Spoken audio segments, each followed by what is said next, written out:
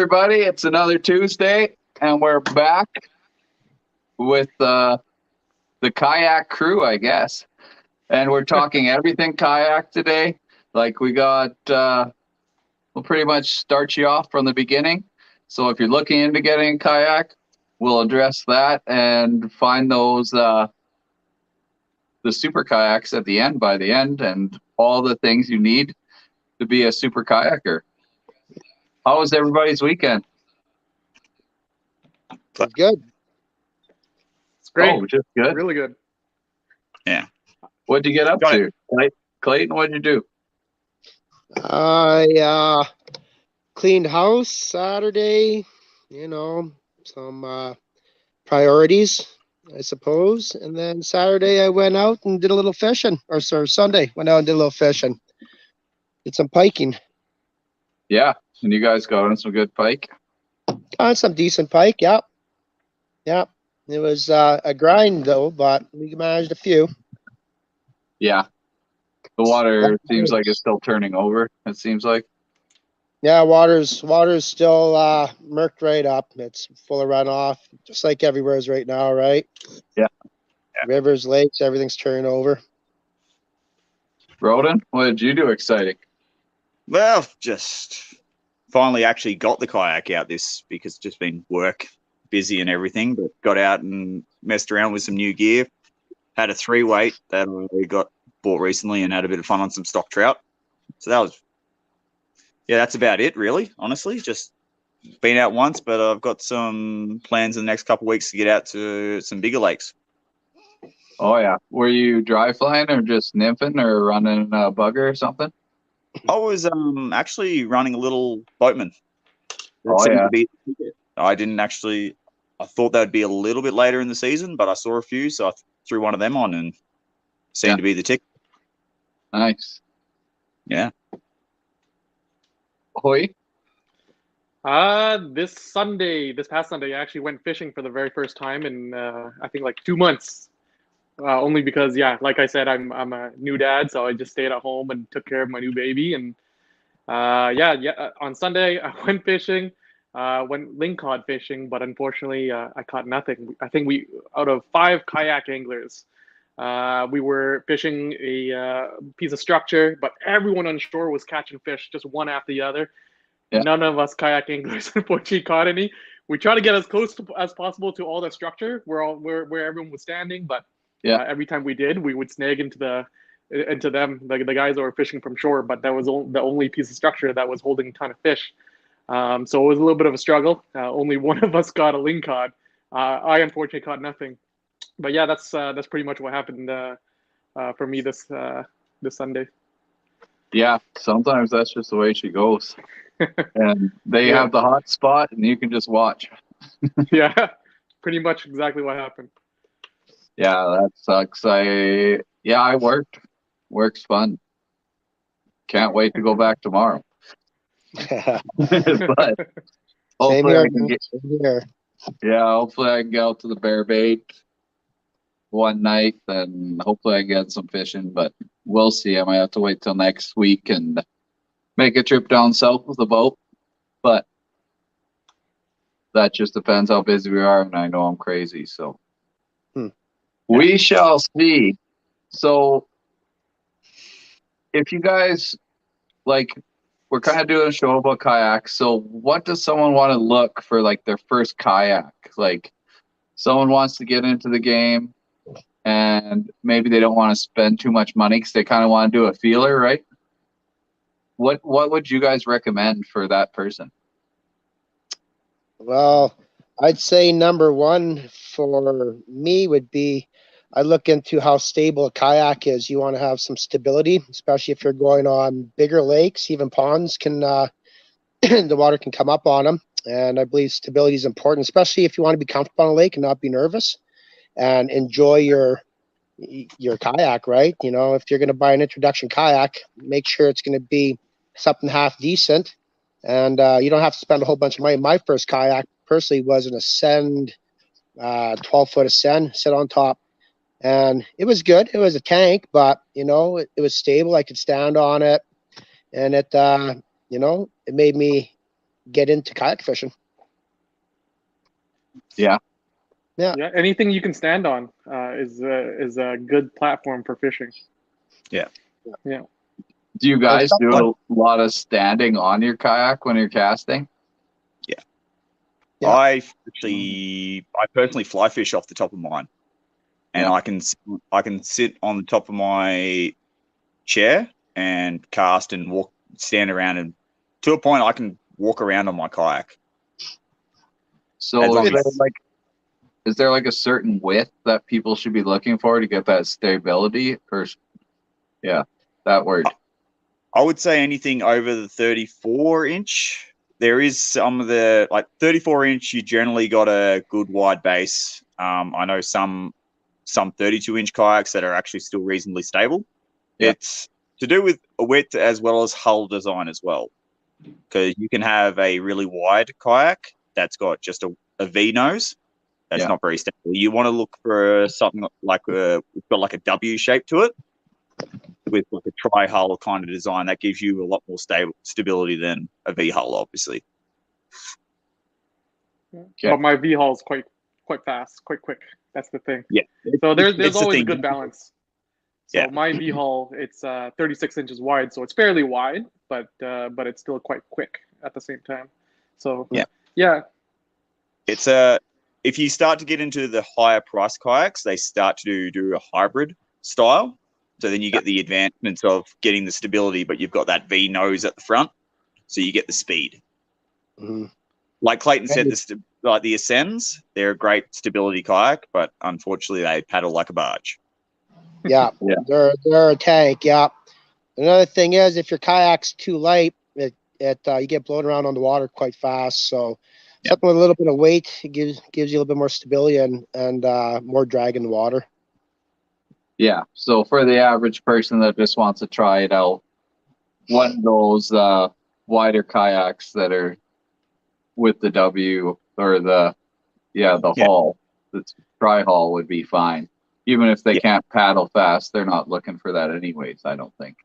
Yeah. No, it builds the confidence up. That's the thing. The key is to build the confidence up in the person to then, obviously, from there, if they like it, then they can obviously look into the next tier of kayak. Standing on a kayak, it's almost like standing on a Bosu ball. So it takes a moment for you to get used to. Once you're used to it, then it gets pretty easy after. As for like buying kayaks, I mean, I know a lot of guys that buy Pelicans and they start off with that. It could either be really good because it starts off at a really good price and they have a lot of fun, or it could be really bad at the same time. Many guys get into kayak fishing and they assume that a Pelican's the same as other major brands. So they'll say, oh, I hate kayak fishing because my back hurts and it's uncomfortable. There's no storage. It'll turn them right off from kayak fishing. But then there's guys that get into it and get a Pelican, they catch a fish and they have so much fun, and then they'll upgrade from there. So it could go one way or the other. So that's the thing about buying a Pelican. Or I would say buy what you can afford during these times and the pandemic. It can be a lot harder to get a kayak. So usually having any boat is better than nothing. I know a lot of guys like Kid Debating in Edmonton. He is a rock star, catches tons of fish, and he does it out of an Intex inflatable kayak, like the cheapest thing, but you'll see him paddle across the entire lake, and he'll catch fish like nothing. So basically anything that you can get you on the water will work. Some will just be a lot more comfortable than others. Usually the more you spend, the better the product. I would say like a good kayak, you can spend around for a starter kayak, I would say around $1,000 mark, paddle kayak. But once you start going to pedal drives, it starts to get quite a bit more pricey from there. Yeah. I think another good thing when you're looking into getting into it is find yourself a kayak that has an elevated seat. Makes a world of difference, especially on your back. On your legs will fall asleep, right? Your feet fall asleep if you're too low. I modified my Ascent. I just put some square tubing into kind of on top of my kayak. There was a couple notches, and I just rested on top of it. And I mounted my seat to that, and I had a raised seat. So you can modify kayaks. Everybody modifies them, right? So that's the thing to do. Yeah. Do you guys have any brand that you would recommend as a start off kayak that's half decent for someone looking to get into it? Ah, I understand. Because it's Yeah. cheap before. Depending on what you want, I know there's a Jackson make the Jackson Bite, which is a 12-foot, 35 inch. Just under 12 foot, and it's 35 inches wide, real stable. It's an open concept kayak, so you have no storage. But I know a lot of guys use that for duck hunting as well, so they cross that over because then you've got a big platform and everything. I know Old Town make the Sportsman 120. That's a reasonably good priced paddling kayak as well. That's probably you're looking at about $1,400 to $1,500 mark from memory, as well as the Perception Outlaw is another open concept for about the 1,100 sort of thing. They're all those three are good entry level, as well as the Ascend, obviously, but they're out of the brands. I know Wilderness do the Recon. Oh no, the Recon, that's a little bit pricier, but it also comes with the availability to add a pedal drive to that unit, unlike the other paddling kayaks. That's the advantage of the Wilderness system. So expensive to get into because you got to buy everything individually. Yeah. Yeah, but if you're starting with one thing and you like it, you can just keep building. True. Yes. yep. Just like a Lego kit, I guess. And that's what Wilderness has going for it. You can obviously go out and buy their kayak initially, and then if you really like it, you want to upgrade it in another year or so, you can go out and buy the pedal drive system. So you pull out the center console and you throw that in there. Yeah, the Wilderness, And they then have really nice seats too. Their seats, Yes. they move forward and back with a rod, just like a car. Yeah, so it's very adjustable. With the kayaks, say you're a taller guy, is there a certain length you'd want just for more Capacity. space or capacity? Yes. Yep.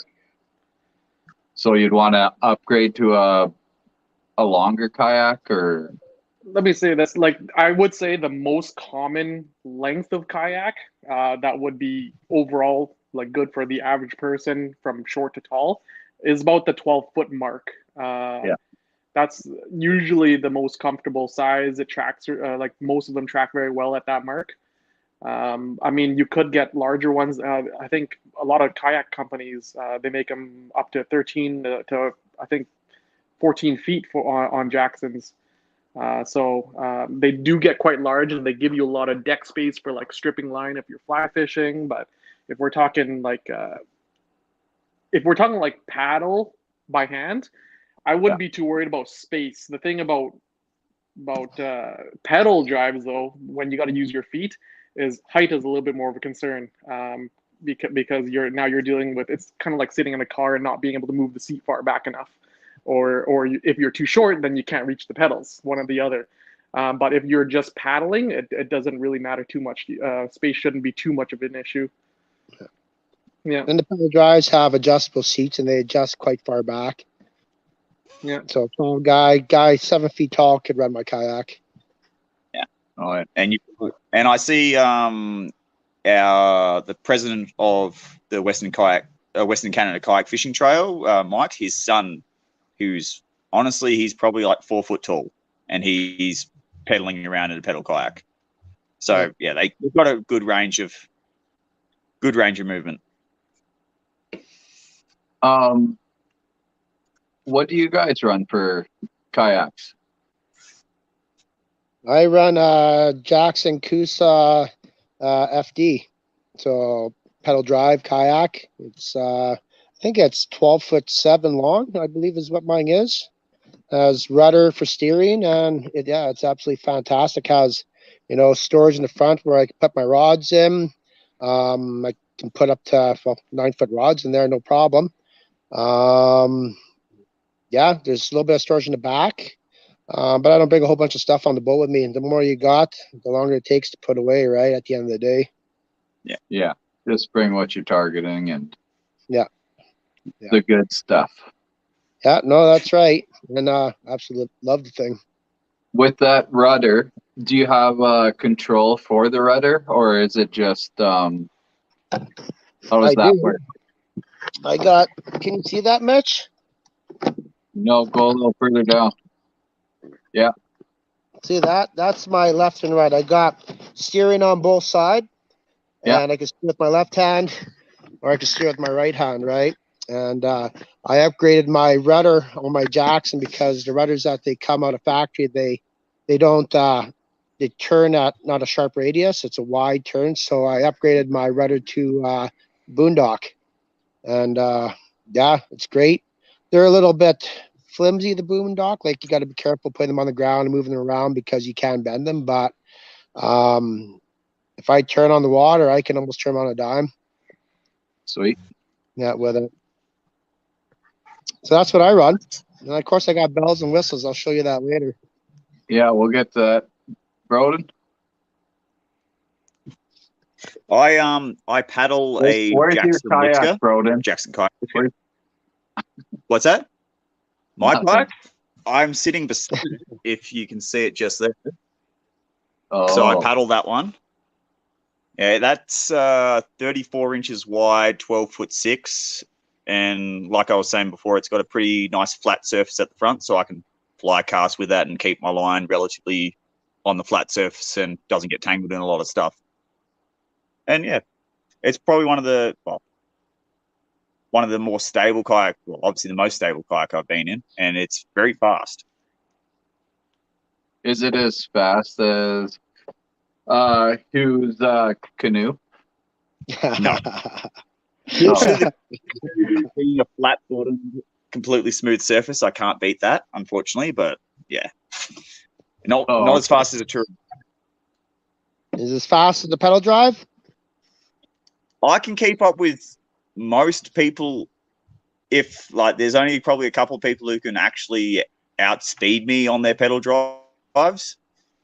But I've also probably got 10 years or so less than them, so probably got a little I've bit seen more. Broden go. Broden is pretty fast on his kayak. We raced many guys. I think Chris String 3 Angling, you raced him, and you stayed up Yep. neck and neck with him. The only thing about like pedaling versus paddling is keeping up with that pace. With your legs, you have a lot more strength. the You can keep momentum. on going. You can keep that momentum going. But if you're gonna keep on paddling with your arms, it's gonna burn you out, and you start slowing right down, and then you fall back. That's the only For thing. sure. Yeah, it's Do you guys Can you do that? for the non-pedaling, do you prefer paddling? I actually got more. It just, I find I can because I do a lot of fishing in amongst weeds and everything like that, and I will just paddle straight over lily pads, and I do a lot of river trips, especially in real shallow rivers. And for me, the pedal drive just would get too cumbersome. Do you do much And if I trolling? really wanted to, I am thinking. I do a lot of trawling. I have a rod holder which I can show a little bit later on. It's set up just in front of me, and I can paddle. It's just out of my paddling stroke, and then yeah, you can. Even with a paddle kayak, if you get a decent rod holder and you set it up right, you can do everything that a boat can basically do. Just obviously a little bit slower and more energy consumption. Just throw a jaw jacker on the back. Yeah. Watch you go 4 feet in the air, eh, Mitch? Yeah, that was a brand new rod. I know it was. That was the first fish that rod probably hit. Oh, Yeah. Couldn't believe it, man. That jaw jacker was gone. I can't believe that thing loaded so hard and threw that jaw jacker that high. did you lose the jaw jacker as well, or just the rod? Oh no, not the jaw jacker, but it was hit so hard, and it was like a 40-inch rod that I just got to test, and oh man, that thing was like boom, boom, boom. Then finally the jaw jacker just said, "I'm done," and it just went flying into the sky. And that rod just went right through the hole. Yeah, it's definitely a lake you want to watch your jackers on and Yeah, your rods. I went back old school and went to my bobber technique right away. Yeah, yeah. Well, I locked out, never lost anything except for Yeah, hooks. I'll get a magnet and drag it. There you go. There you go. But yeah, that's way off topic. But it was a classic Yeah. memory. So, yeah, with those, what kind of rod holder are you guys using? Are you using like a slip cam so you can slide it in and just pull it out, or do you have to deal with that extra locking? So, for instance, I have the Yak Attack system, which if I get around here, it's a little cam lock system. So I'll put my and it's just a little. Let's see if I can get it there. You put that out, you can lift the whole rod holder out. And if you want, you clip it in. That can't move at all. So if you push it in, you can rotate it to however you want it, and it stays locked in. Scotty also make a really good rod design. I know we uses a lot more Scotty than I do, and it's really to each their own. It's like Ford, Chevy, all that sort of thing. If whatever you feel more comfortable in. But can you pull that rod just like? Does it have that slip grip, or do you have to pop it out? So I pop mine out. So it's relatively easy to get out. And if I'm trawling, that rod stays in until I grab the top of it. And I can, as soon as I pop it out with the fish on, it sort of pulls itself out at the same time. And then I'm fighting fish. Yeah. I run the same one. I run the Yak Attack as well. Basically, it's a rod holder. I keep my fly rod in it, and I don't use it for trolling. I usually just use my hands for trolling because I caught the pedal, right? So, good place to keep my fly rod. Yeah, that's where the pedals come in handy because you're always right on it. Yeah. That's the thing. Yeah. And once you have a fish on, you can keep that momentum and pace going. The hook doesn't pop. Yeah. Yeah. Sweet. Yeah, I'm using a Scotty mount rod holder. Yeah. That's mainly what I use. Yeah. Nice.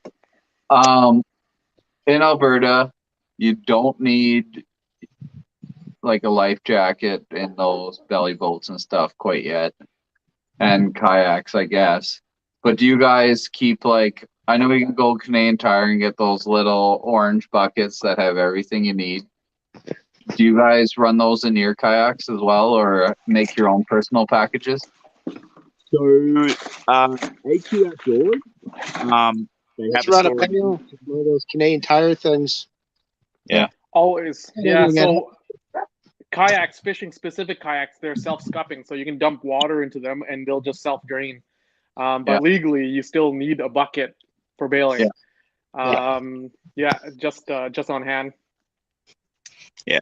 So like if you're in the Alberta area, Calgary as well as Edmonton, they both have AQ Outdoors, and they sell a lot of kayak accessory too. And for like obviously like we said, the scupper mounts, it's a self-draining deck. So they sell these. So you got a little that acts as a bailer. You got your whistle that acts as your safety device, and a little tow rope that's in the back. And I just clip that to my chair, and it just stays there. With those are sweet because that thing folds up into nothing. Yeah, it weighs. Yeah. Are you guys like when you get in later at night? Do you have your lights like your red and green on the front, then your light at the back, or what do you guys do for that kind of safety? Just make sure you have a flag and a light on top when in the dark. We don't have to register our boats. We don't need any numbers on the front or anything. So yeah. Do you guys run like a buggy whip kind of like if you see like oil sands, oil field, they got that big orange flag, and sometimes they have that little strobe light on top that you can engage? Yeah, you can get something very similar. Yak Attack also make it. It's a flag and beacon light combo, and it's just a little screw cap thing. You run the flag during the day, and if you want to fish at night, you can just screw the top in, and it activates a little white light. And that's, if you are fishing at night, it's always obviously good, or even low light conditions. And the flag also helps if you're fishing in a busy lake for the boaters and all that, so they can see you a bit better. Yeah, for sure, 100%. Yeah. Put a pirate flag on my ship. They can't see that in the dark, though, Clayton. I got an orange paddle. You just Yeah, I wave went it out- around. I actually And went out and bought a high vis paddle just for the reason that my boat is kind of a camouflage boat, and with this paddle, if somebody's coming close to me, I can take it out of my holder and I can just put it up in the air. Yeah. Right. And I know a lot of people who do that too. They go out and buy the orange blade Yeah. paddles and stuff. And I don't normally run a flag unless I'm, say, fishing in a much busier lake. If I'm in a trout pond, I don't really worry about the flag system because there's not many people racing around. But like Clayton said about the orange paddle, I sort of run my PFD, and it's bright orange. So if you can't really, it stands out quite easily. You can see that from a long way. For sure.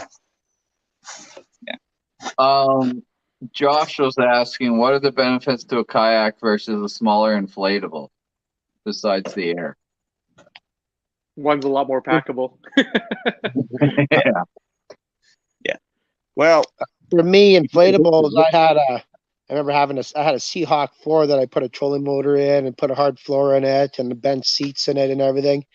The disadvantage with the inflatable is that if you get high wind gusts come up, you get blown straight across the lake. At a high speed, right?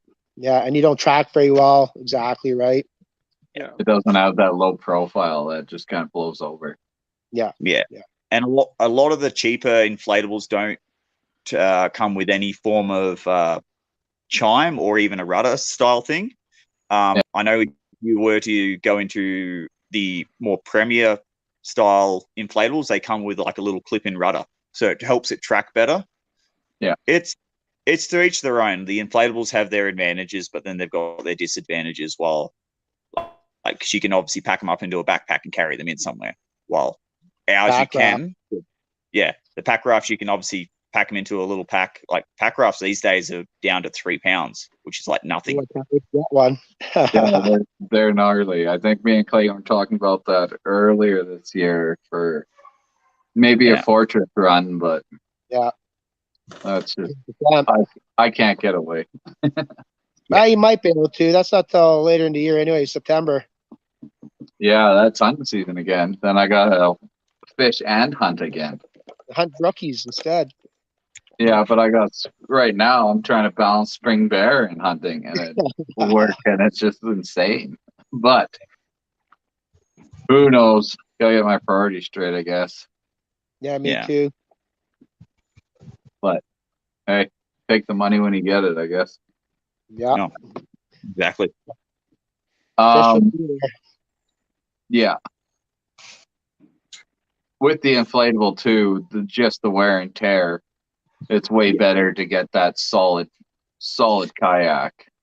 Yeah. A Rotom molded kayak will last a lifetime, pretty much. Yeah. That's another thing that, like, when we mentioned Rotom molded, when you start to pay bigger money, you start to get what they call a Rotom molded kayak. So it's, generally speaking, it's a much thicker plastic than the thermoform, which, say, the Pelicans are. And I hate to say, like, I've kicked my Blisker down rock banks without really a care in the world, and just kick it down there into a river, and just, it seems to get, like, it's got scratches, but it's probably got 5-6 mil of plastic on the bottom end. It's very, very tough plastic and everything. I went and bought myself some Gator Guard, actually. Well, bought it a couple years back. So I'm going to put that on the bottom of my hull on both ends, just to protect it right where the V-hull is. So just when you come onto the shore, when you're pulling your kayak out of the lake, right, you get that drag on the rock. So just a little extra protection. I did that on my kayak. So what you can buy, actually, you can go to one of those leather making stores. You can actually buy Kayaks sheets. The Kayaks that's used for making knife sheaths or gun holsters. All you gotta do is buy that sheet, mold it to your kayak, double-sided tape it on. It's fairly cheap. Yeah. Yeah.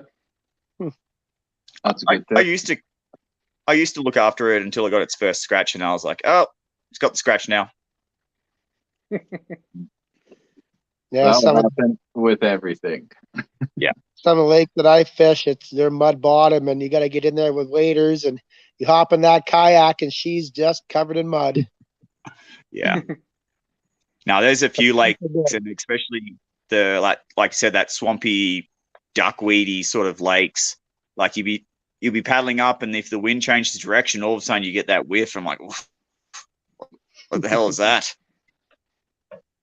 Your It's just your face feet. froze perfectly for that one. That's the inside of your waders. Yeah. So, how often have you guys done much ocean fishing in them? I know Yeah, I do a somebody lot. has. I know Yeah. somebody has. I Yeah. do a lot of it on the ocean. I catch crab off of my kayak. So what I do is I throw the crab trap off of it because the kayak's fairly stable. So when you pull it up like 50 feet deep, Yeah. it's fairly stable. And then while I'm letting that crab trap soak, then you can go out, you can do salmon fishing, and then after you're done, you can come back, pull your crab trap up, and you'll have a good feast. But Yeah, they are low maintenance. So the thing about boats, if you take it on the ocean, you have to do saltwater maintenance. We're running plastic boats. We can go pretty much anywhere and not have to worry. So yeah, on the ocean, it's like no problem. Swells are no big deal for these kayaks. No. Yeah. And back home in Australia, I did a little bit of it here and there. It's obviously you have to be a little bit more cautious with things because ocean's a little bit more unpredictable than what a lake can be. Yeah. Yeah. Yeah. You ever get into any of those whirlpools on the ocean, or you stay clear of them? You do hit some on the ocean. Yeah. I've gotten tangled in actually my line. Favorite lure, brand new, just tied it on. Oh. And then you cast it out, and there is a bunch of kelp pile just sitting right there, getting washed around, and Yeah. you happen to snag it. And I'm like, nope, you know what? I'm going in there. I'm gonna get that thing out. So I would paddle in, and you'd spin in circles in that thing, and it'd be quite difficult to control. Yeah, but yeah, eventually I did lose that lure. I couldn't get it. It was a little bit too dangerous. So I did break off and give up on it. But yeah, it's the kelp owns it now. Yeah, no, it was scary. Yeah. I've actually even seen them in Abraham, right at the dam. Oh, Yeah. In Tinny. If you're by that dam there, sometimes she'll give you a whirlpool right there too. Yeah, it can get scary. Water is like one of the strongest and the scariest elements on Earth. Oh, so yeah, it could definitely. take your life just like that. Yeah. Yeah. Gotta be safe. Yeah, 100%. What safety tips would you guys have for kayaking? I know you have your life jacket and everything, but what have you found that can catch you off guard that you wouldn't think of kind of as a kayaker for the newbies? I would say carry a knife, but the way I see it is carry two knives. So one is none and two is one. Actually, I have my PFD right here. I'll show you here. So when you're on a kayak, a lot of guys are using like anchor line, or there's guys that are in cold lake, and if you're using like a downrigger and you got line just hanging down, and if you're in the river and there's water rushing and you got anchor line, if you fall or if there's log jams or anything and you get tangled in that line, then it can get pretty dangerous pretty quick. So you always need something that's like serrated, something that with a sharp edge. That way you can burn right through that really quick. And I would say, like, if it's your primary knife, keep it sharp. Don't use it to cut bait. Don't play with it. You want it to be as pristine and sharp as possible. So when you really need it, it's there for you. And then a second knife. So use your second knife for cutting bait or whatever you need to do. But that's one of the biggest tips I would say. With the downriggers, do you have 10 steps for that cable, or That cable on kayak specifically, if you were to do downriggers on a kayak, most people will strip all that like cable off, and And go they'll to use rope? a 150 or 100-pound braid. Just use a simple braid and Yeah. it works. Yeah. okay? You can buy dedicated kayak downriggers. They're much smaller, more compact, and most of them do come with actual monofilament instead. Oh, okay. Yeah. That's interesting. I never even thought of putting a downrigger on a kayak. It For me, it gets You got a bit of a lean, or what?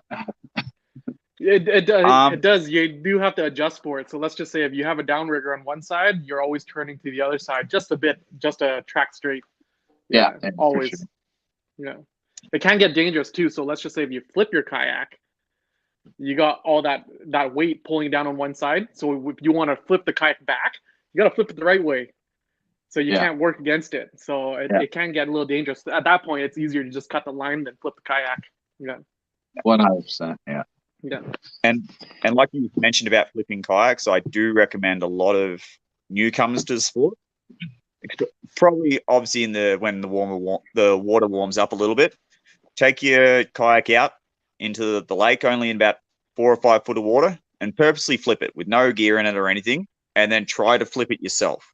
Because if, obviously, like you said, worst case scenario happens, you need to obviously figure it out yourself to flip that kayak back over. Heck yeah. Everyone's got a plan. Everyone's got a plan until crisis happens. It's just like Mike Tyson says, Yeah. right? You got a plan until you get punched in the face. So when you fall in the water, you think you're going to be able to pull yourself up. It's really hard, especially when you got all the fishing gear. And you know what? When you're wearing your life jacket, lots of fishing life jackets, there's gear on you. You got products on you and items on you, and you got to fight your way up and over with a life jacket with products on it. Yeah. Like I have a knife, I have this VHF radio, and like if I try to pull myself up and if it snags, like it can get tough. So practice it. Actually roll it over, like he said, and get used to it. Yeah. And like with all that as well, the PFD obviously helps. I know it's not a mandatory thing, but it does. If you always have to plan for worst case scenario, like worst case scenario. Yeah. And always wear it. Actually, like within the past 2 years, I'm not going to name any names, but I've helped one person couldn't reboard their kayak, and it was freezing cold at Chain Lakes. One person that was about to drown in Wabaman, like right in the middle, nobody around to help. They were in the water for 2 hours and couldn't do anything. All they had was no life jacket on. For 2 hours, they were hugging a jerry can. And rescue didn't come for quite a long time. And no one hears you when you're in the middle of the water. One time on the ocean, I think there was like 40 of us, but there's a lot of noise and things going on. I saw a guy take a tumble. He rolled right over and he couldn't get back on. Of course, he had a downrigger down it too. I was the only one that happened to see him. So I paddled over really quick. I was like, hey, do you need any help? He's like, yeah, I can't get back on. So I had to hop on one side and try to help him rebalance his kayak so he can hop on. So when you're wet and you're cold, it can get quite difficult. So always wear a life jacket, I would say. That's for sure.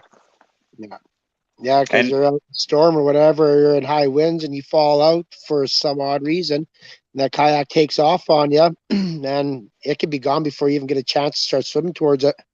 Yeah, sure.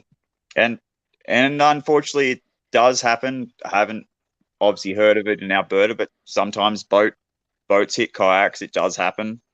Yeah, boats hit boats. Everything, like a kayak is, according to a watercraft, is a boat, and people hit that sort of thing, and that's what obviously worst case scenario. And well, boats and beer go hand in hand, so that's why I bought a high vis paddle. Yep, that's exactly right. And if everyone needs, and like you're talking about fishing gear and stuff, if you're worried about your fishing gear, if you ever do flip over, go spend the extra money and get the waterproof casings. They float, so you don't have to worry about any of your gear. You can get leashes for your rods to tie to, so you don't have to worry about any gear. But even at the end of the day, a $200 rod is not worth your life. And if you Yeah. can't afford a fancy life jacket, put your water wings on.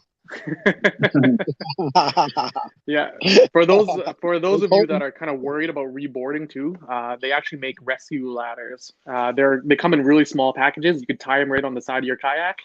If you do fall in, there's actually a little rope where you can pull, and the ladder actually drops, and then it'll help assist you up. So there are rescue ladders for kayaks. You can just kind of Google that, and there's actually quite a few. Yeah. Crazy. That's pretty Here's cool. another safety thing. This is pretty important stuff on the boat. And some of that stuff.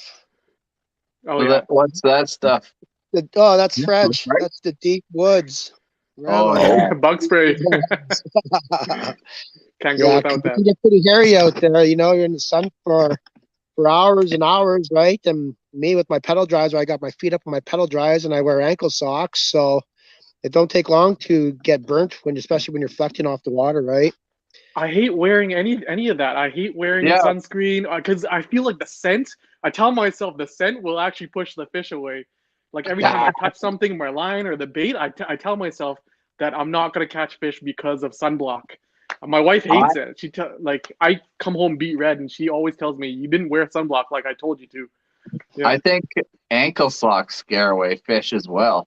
I don't know, like, why are you wearing ankle socks in a kayak? There's less drag. Don't you think like hop into the water with your ankle socks, then hop into the kayak? That's what I wear, man, 24/7. Classic. Yeah. I know what to get you for Christmas. Yeah. Yeah, I get the ones from Costco. They're the best. The Pumas. Some Puma ankle socks. Yeah. I just Yeah, read something. no. So, Clayton, what are you doing with your hand lotion in your kayak? Yeah, that's fine. Oh. That's not hand lotion, that's sunscreen. Everyone be safe out there. You don't want skin cancer. That's right. You don't want to burn, friction burn. No, get that one burn out of your system, and you're literally good for the year. Right? But yeah, I don't know what Clayton does with that hand lotion, but it's okay. And I guess another good safety tip is just to change the subject here. A waterproof Pelican box. You know, they float, they're watertight. Keep your phone in there, smokes, lighters, anything you don't want to get wet. I think that's important to have on your boat. And like you say, with I know with tournaments wise, you need your phone accessible, and so a great thing to do for that is to buy a leash. You can get them on Amazon for like $10, and you can get a stick-on thing to your back of your phone, and don't even have to worry about your phone. You put it in the pocket of your life jacket, and like if you fall in your phones with you, most phones these days are now nearly all waterproof. Yeah. Most. I keep extra tools in my Pelican case too, just some torque or whatever, some wrenches, because you just never know, right? Yeah, exactly. Yeah, small toolkit's always good. You guys know anyone? You guys ever see people wearing like waders, on a kayak? Yeah. Do you see that a lot? Do you guys do it? Just Clayton. I try to tell everyone to avoid it, but well, they're a sinking hazard, but there's places where you need to wear them to get into, right? So definitely. A lot of the trout lakes that I go in early season, I'm wearing waders, but it's normally pretty small lake, pretty calm. And wear a wading belt, wear your wading belt tight, and then it'll free you up. So especially rivers, like if you're floating a river, keep that belt tight, tight as possible. Yeah. And if you do want to be waterproof again and be extra safe, you can obviously go spend the extra money and get a dry suit. But then that's the thing. Dry suits are $1,000 to $1,500 for a dry suit, but safety gear is just ridiculously expensive. Yeah. But when I float down the river, when I have my waders on, I wear my my raincoat over top, you know, my windbreaker raincoat over top. So if I have fallen in the river, you know, many times, obviously I hike lots of rivers, and if I go in, you know, the majority of the water stays up because I got my water resistant coat on, right? So it does help shed a lot of the water. Yeah. Yeah, When we're floating a river, like, paddling's the way to go, eh? You can Yeah. get yourself in trouble with your pedal drive. You start getting too fast on the river, and then you hit a cross section of seam in the river, and it'll spin you right around. It'll throw you right out of your boat. You just can't correct as fast, right? Yeah, and it's just not there. You can't just drag a paddle and pull. Turning radius. Water, it's a slow water, and you're trying to turn a little bit. It'll shoot you, and it'll knock you out of your boat. Yeah. And with a paddle, especially say if you're going down a little bit of fast water, it's much easier to then turn back into like a little back eddy or something like that, because of, like you said, you can drag your paddle and whip around really fast. While if you're going over a real fast piece of water and you've got your pedal drive down, you can potentially hit the side of it and flip your kayak, or vice versa. But the great thing about those fishing pedal drives is you can actually raise them up for that situation. Yeah, that's the thing about pedal versus paddle. The turning radius on a paddle, you could turn real hard. Unfortunately, on a pedal drive, you got to get your motion going. You gotta get going, and then you can turn. Yeah. But even it's like a jet boat versus an outboard. Yeah. Exactly. But that's the thing. Like a pedal drive, at least you could raise it, and it'll be out of the way, and then you can start paddling too at the same time. So because you'll still have a paddle with you. Yeah, so if you're looking at doing more rivers, get the paddle. And if you're going to a lake, it's pretty much a preference, I guess. Yeah. Maybe I can use my vice versa. I can take my rudder off, and I can go down the river, use my paddle, right? But you have to take your rudder off. Yeah. Yeah. Yeah. And how many, do you guys do a lot of river fishing, or do you mostly stick to lakes? I do a fair bit of the NSR. I do a lot around the Devon area and through into Edmonton, and then also on the downstream of Edmonton into the Pioneer Settlement area. It's a nice rocky base. You can catch a lot of gold eye and silver out of there. Me, I do. I haven't done any rivers in my kayak per se, but I do lots in my buddy's two-man kayak. But yeah, this year's going to be the year that I'm going to start doing it in my yak. Yeah. It's a lot easier because then you don't actually have to do anything. You just let the river do everything for you. Yeah. Oh yeah, for sure. Right. Easy to steer, you know? Yeah. Most of my fishing is all in the ocean and lakes. But like last year, I did North Saskatchewan River a couple times, try to get a sturgeon. First sturgeon on a kayak for me. I was trying to get it, but unfortunately, I was only getting suckers. But I'm gonna try again this year. Hopefully, get a sturgeon on a kayak. Yeah. No, that'd be sweet. Yeah. My sturgeon's like this big. That's my biggest sturgeon, but I caught a couple. And I was just happy to see them, man. They're such a phenomenal, crazy fish. Like, just the feel of them and the look is just amazing. Like, it's just someone everyone has to experience. Like, they're amazing fish. They've been around for so long. Everyone has to get out there and do it if you have the chance. Yeah. And maybe this year I can focus more, but I don't think so. Just my schedule this year. But maybe I'll just sneak into BC, and you never know what will happen. Ooh. Did you guys see that Albertan? There was on the news. There's an Albertan that caught a huge, massive Fraser River sturgeon on a kayak, and it was like a cheap kayak. It was like a Pelican, but he caught a big sturgeon. Did you guys see that? It was Albertan. Yeah, he was the roofer because he was working in BC for a while, and I think he caught. Correct me if I'm wrong. I think he caught it shore fishing, but because he hooked into it, he thought, "I'm going to jump in the kayak to chase it down." And that thing dragged him around for a long time. Yeah. Crazy. Oh man, you get dragged around forever. A big Fraser, no problem. You got to chase him with a boat, man. I chase pike with my boat sometimes on low line.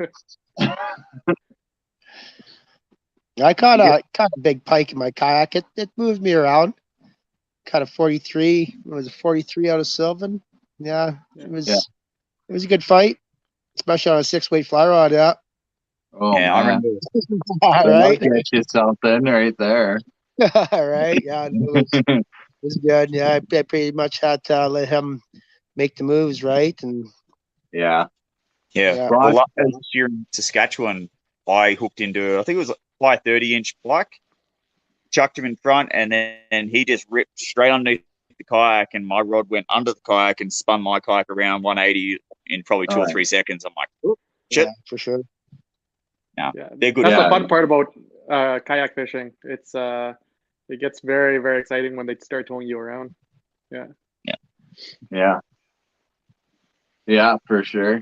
What kind of, like, here in Alberta, what kind of clubs can people get involved with, and tournaments can people look into if they want to kind of pursue this more aggressively?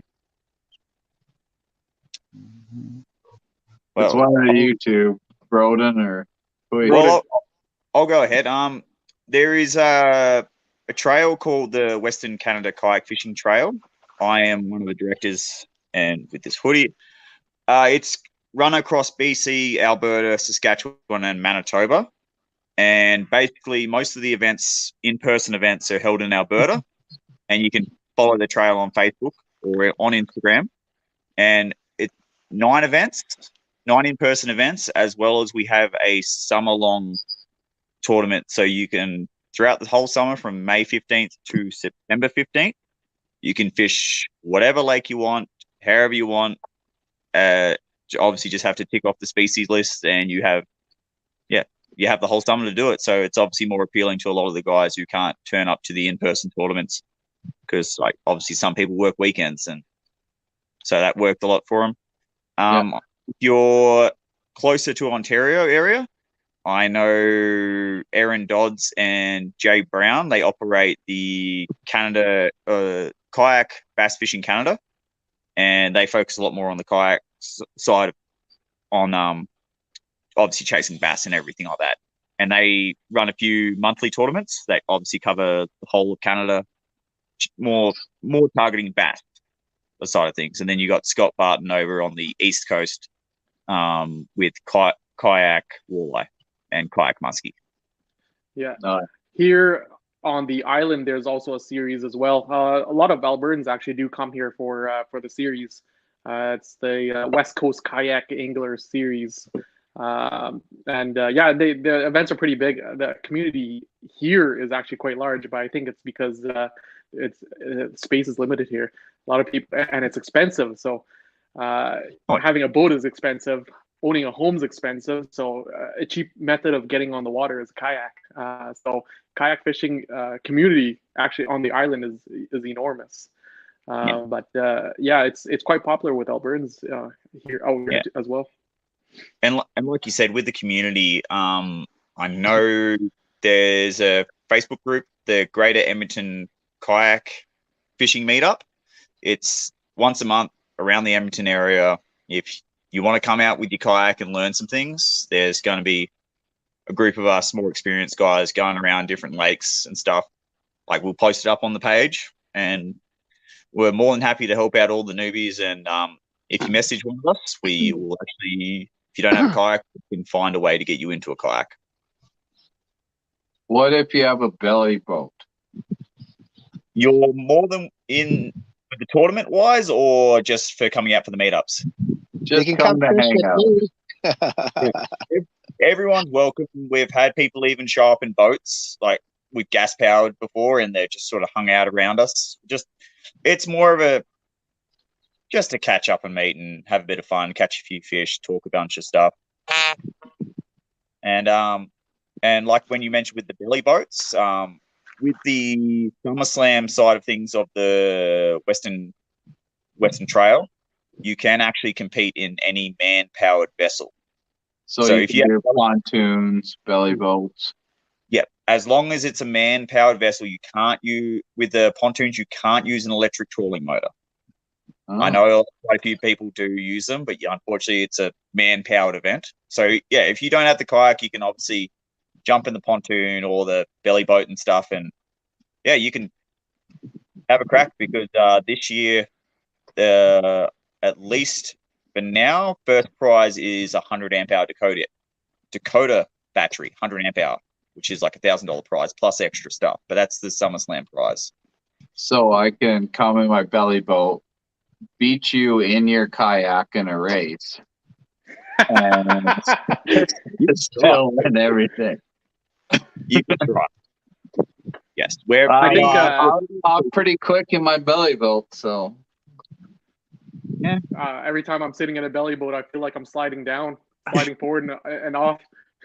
really, Yeah. I love my belly boat. Like I can just chill there, and it's so relaxing. You're just kind of like kicking around.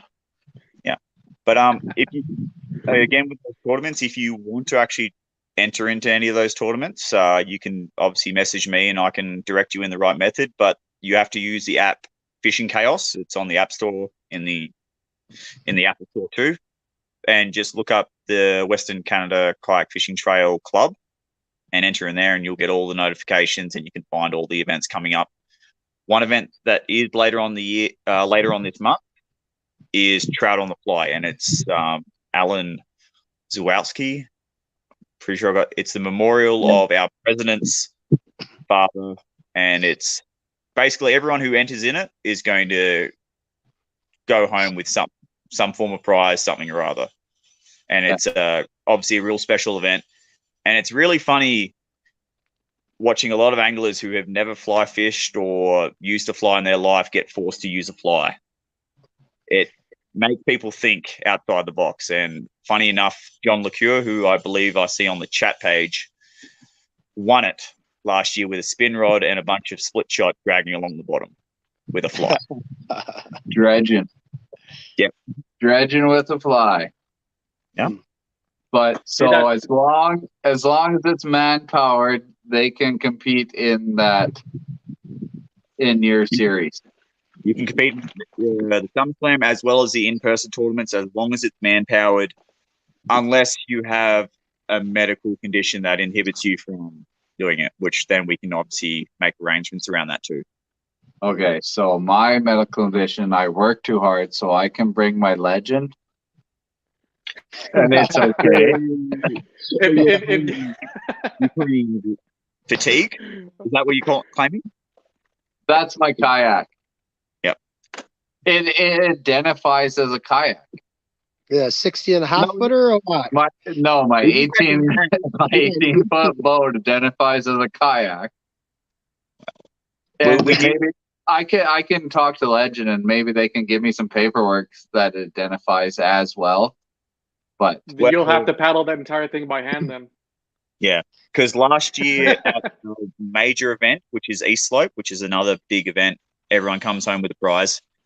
There was a father and son duo who were rowing their boat around all of Glenfer Dam, and he did really well. The kid actually won the kayak, if I remember, the grand prize of the kayak, which is like 30. What's the next retail for roughly? The which? Sorry, I wasn't like I just dazed. He wasn't listening to you, Broden. He's talking just about like, what Broden's still talking. No one listening. Yeah, so this young kid actually won the Old Town Next, which is the canoe kayak crossover thing, and it was the sportsman like canoe kayak hybrid. It was a fishing model, so it was actually made for duck hunting. It was duck hunting, like fowl hunting, canoe kayak hybrid is what he won. I actually drove that thing all the way from BC all the way to the Derby and delivered it. But yeah, I'm really glad a young boy won that kayak. Awesome. Yeah. Good for him. Oh, seeing that. I'm gonna have to come and check out one of the events here this year. I keep saying that every year, and I never get there. John keeps bugging me, so I better go. You should come to the fly event and actually show us how to fly fish. Yeah, I know how to fly fish. I get I get impatient coming fishing, so yeah, I'll show you what I can. Yeah, no. I want it now. Brandon said he was late to the show because he just got out of the hospital because he had to get a hook out of his arm. Oh yeah, I've been there, done that. Brandon, So, you might need a to couple learn weeks how to ago. fly fish. Hopefully you're good, man. Yeah. That sucks. I But think the race was the back of the head with a streamer. oh man, or running weights with two nymphs on that Yeah. in a windy day and you just get smacked. Oh, that almost knocks you out. Oh man, so much fun. Yeah, Well, fun that's till where, then. like, especially if I'm running two or three flies, I'm almost nearly all the time running barbless because I'm just paranoid about something hitting me in the back of the head or something. Yeah, And I basically, fly fish. if they're small nymphs, it's always pinched just to get the bead head on. So Yeah. but we usually pinch everything on the vise. So Yeah. I read But- on the messages that some people are are really wanting a kayak now after the show. So oh yeah, I want a kayak, but it's Show just, you should do it.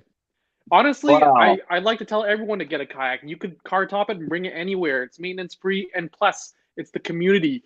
You don't see belly boat tournaments, or you don't see any other types I of heard tournaments. I can It's enter always- with my belly boat, and and I'll it's get called a that guy kayak just fishing ripping tournament, around right? winning in a belly boat. And They're then like, guys, why is he so slow? He only went like 100 kilometers. He only went like 100 yards off the dock. You could bring your belly boat out to the Cold Lake event then. See if you catch a laker in a belly boat. Yeah, That's a good that'd idea. be something. Well, can I drop myself places? Oh, you No. want to taxi yourself somewhere with your boat. That's technically mother shipping, which is not allowed. Uh, But if you Well, somehow maybe- pick on someone else who was paddling around, I don't see an issue with that. But I don't know. okay, I'm just gonna throw a grappling hook to Broden, and I'm just gonna, since he's such a good paddler, I'll just hold on till I get out to my location. You know, all those people who are interested in getting a kayak, I think that's a great idea. You know, I got into my kayak, and it was, like I said, my first one was an Ascend, and then I got into my Jackson pedal drive. And you know what? I have no ambition for buying a boat. There's so many entrance points on a lake, like accesses, that you can drop in anywheres on the big lakes. Lots of small ponds, and the best part is you can do whatever you want. You can troll, you can cast, you can anchor up. There's nobody driving the boat other than you, and Yep. you know, I go with buddies. It's like, oh man, I don't want to go there. Like, I wish I brought my kayak. You know, Oh yeah. once you start Yeah. kayak fishing, you get used to it and you love it. Yeah. Yeah. And you can Well, you Yeah, go, well, we. My wife No, I just was said just gonna that add- we should sell the boat and get 2 kayaks. You should. Woman. It's good exercise. Yeah. Well, But being part of Team Legend, I don't think they'd like that. so Legend needs to start making kayaks then. Yeah, just tell them your boat identifies as a kayak, That's Yeah. what I said. right? I'm just gonna put kayak on the side. Nowadays, you don't need paperwork to identify. So, No, and I'm gonna say my motor's my legs. I'm There just you gonna put the sign that says legs on my 115.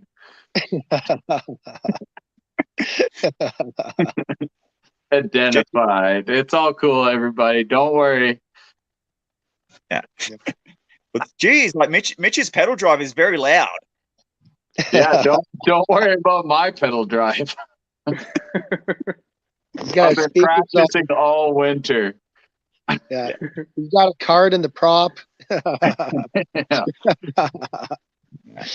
But hey, we gotta get to Broden. You have a giveaway for the show. You got something to give away? We do. The thanks to Ruby's Outdoors in Saskatchewan, in the Creighton area in Saskatchewan. Last year she donated a bunch of bump boards in our trail colours. It's 50-inch bump board. It's all metal, and you could honestly hurt someone with it. It's solid. So yeah. Unfortunately, I don't catch fish big enough for that 50-inch board. You just got to come with me once in a while.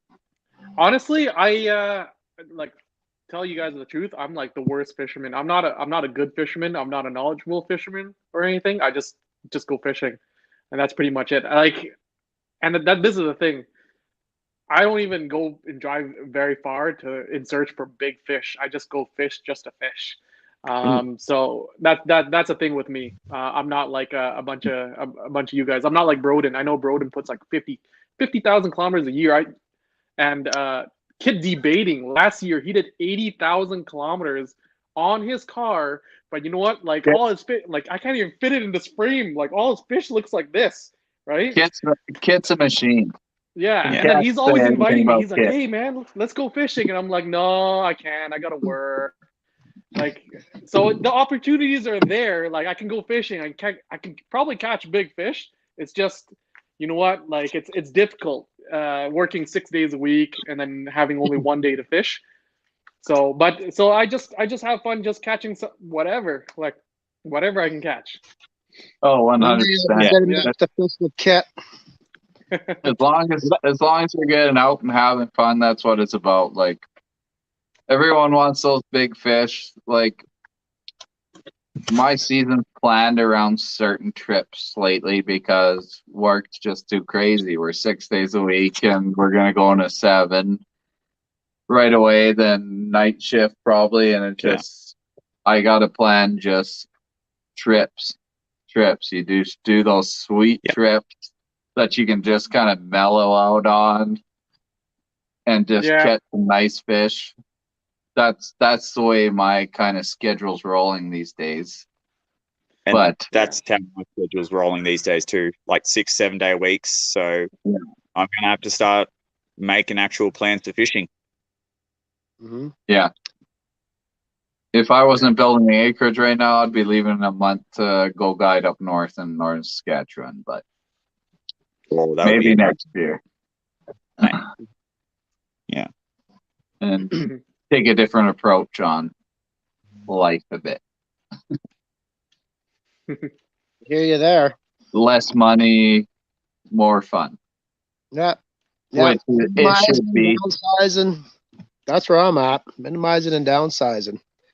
Yeah, that's why you got to get rid of that ledge and get a kayak. Downsize. You know. Well, since I'm part of the team, I might just do a quick swap on to a different boat, then downsize a bit on it. Downsize the boat, but still maybe just go to a tiller. Yeah. But we'll see what happens this year. Like, I got a lot of clients that I have to take out this year and whatnot. And next year I might look at more northern stuff and just go away for the summer. But that's a whole year away, and work, like right now, works just the way it is, right? You take it while you can, especially in Alberta. Oh yeah, 100%. Well, sure. You got to get it when the going's good. That's the thing. Yeah.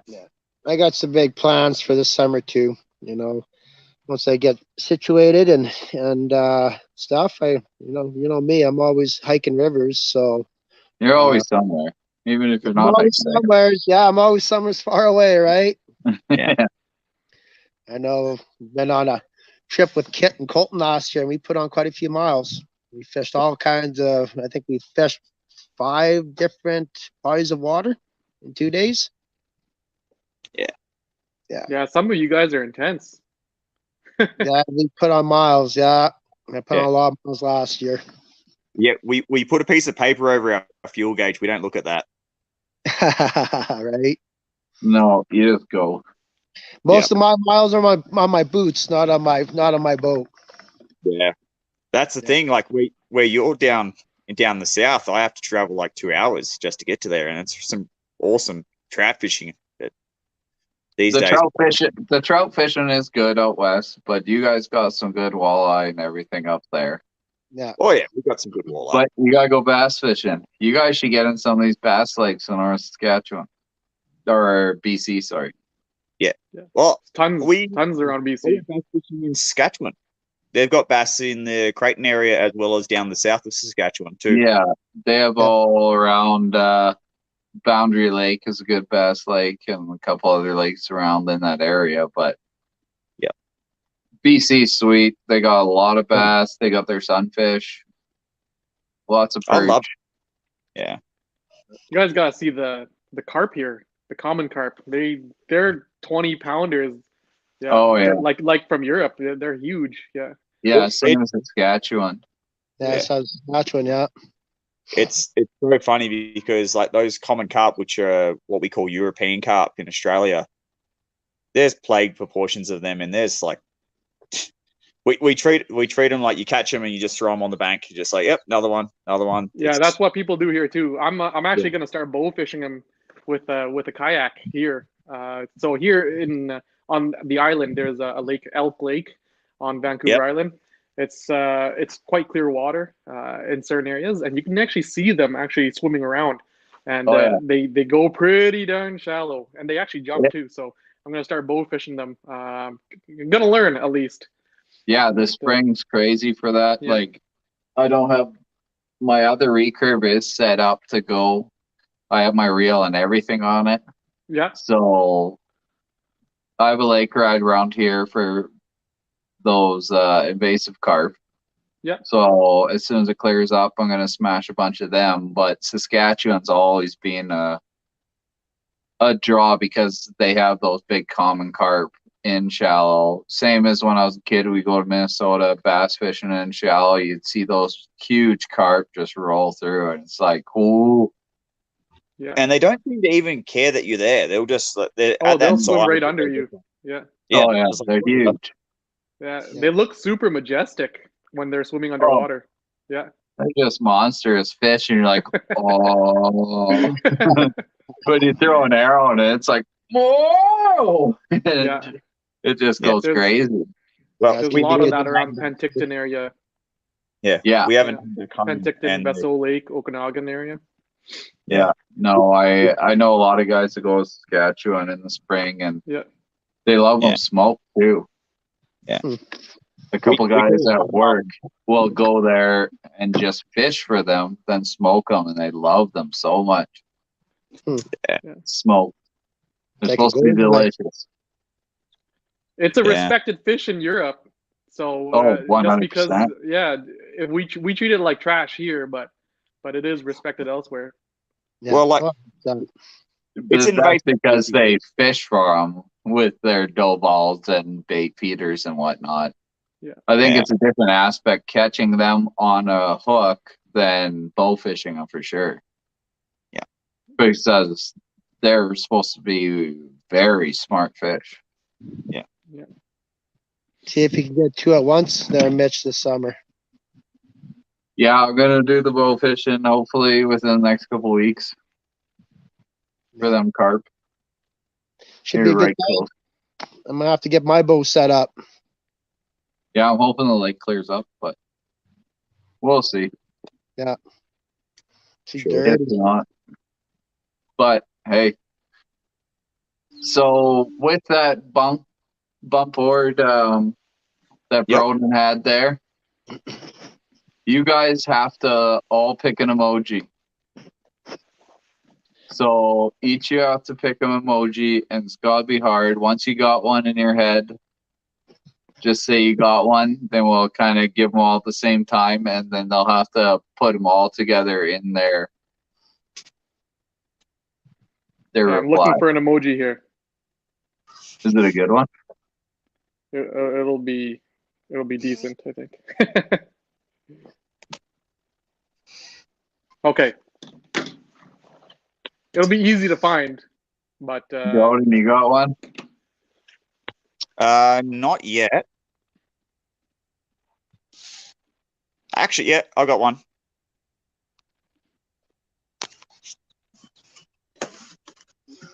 Blade? Yeah, I got one. All right, Clayton, start her off, and we'll just go through there and see who gets Right. the first one. I'm gonna go with a Black Santa. Oh, Curling stone. what'd you go with, Roden? A curling stone. Curling stone. Is it my turn now? Yeah. Okay. Ukrainian flag. All right, let's see who gets there. Are you guys gonna get out this weekend, or what's your plans? I Yeah. got family coming into town this weekend, so if I can get rid of them early Sunday, you know where I'll be. I'll be I'm gonna try probably to. chasing brookies. Chasing brook trout. Rookies. Yeah. That might be up my alley too. I might go chase some brookies maybe on Sunday. Yeah. You heading This, west, Roden? Yeah, a little bit west. And then the weekend after, I will be probably targeting the big three: rainbow, brown, and tigers. Ooh. Hey, Yeah. Josh, put them all in one post. This Sunday is actually Mother's Day, and that's going to be my wife's very, very first ever Mother's Day. So we'll see if I go fishing or not. Depends on her. You're gonna be busy. Yeah. Breakfast in bed, but not for you.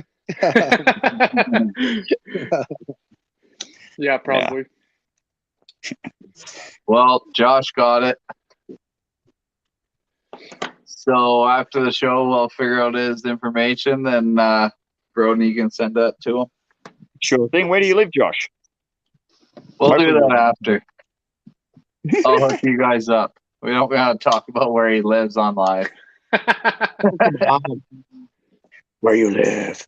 That's one of those fishing spots. All right.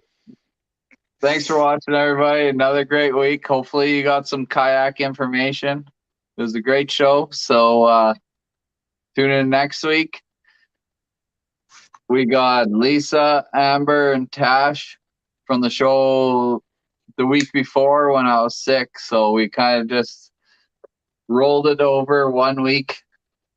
And we'll do the draws and everything for that month on that show.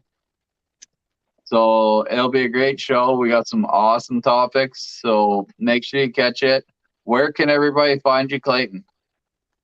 Me, you can find me on Instagram at Darkwater Fishing, or you can find me on Facebook at Clayton Pashynski. Oh, Yeah. Oh, yeah, you can find me, obviously, Broden Smith on Facebook, and Frodo Goes on an Adventure on Instagram. That's You can way find too me long. on there. It's not that long. Me? We? yeah. Okay.